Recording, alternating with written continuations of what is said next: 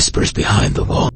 Mark moved into an old but cozy apartment on the outskirts of the city. He immediately liked the vintage wallpaper, the creaky parquet floors, and the strange, almost oppressive silence that filled the place. It was peaceful, an ideal place to forget the past and start anew. Everything was fine until the first night when he heard whispering. Muffled, disjointed words drifted from behind the bedroom wall. Mark assumed it was the neighbors, but when he knocked on the wall, there was only silence in response. Each night, the voices grew clearer. They whispered strange phrases, as if arguing with each other. Sometimes, he even heard his own name, but he tried to ignore it. It's just my imagination, he reassured himself. On the third night, Mark decided to record the sounds on his phone. Listening to the recording in the morning, he froze. Amidst the whispering, a raspy voice could be heard.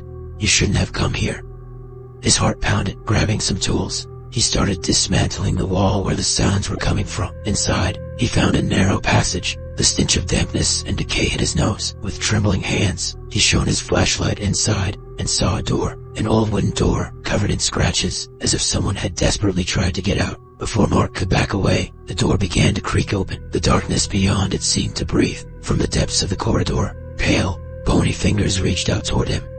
Panicked, he stumbled backward and fell. The whispering merged into a ghastly, piercing scream. The lights flickered, and suddenly everything went silent. When Mark opened his eyes, the wall was intact again. No passage, no door, just silence. But now, as he lay in bed, he felt it. Someone was standing on the other side of the wall, listening to his breathing.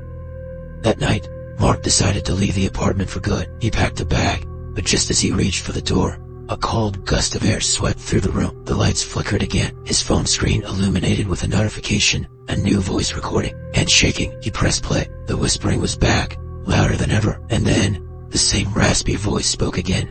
"You can't leave now, Mark.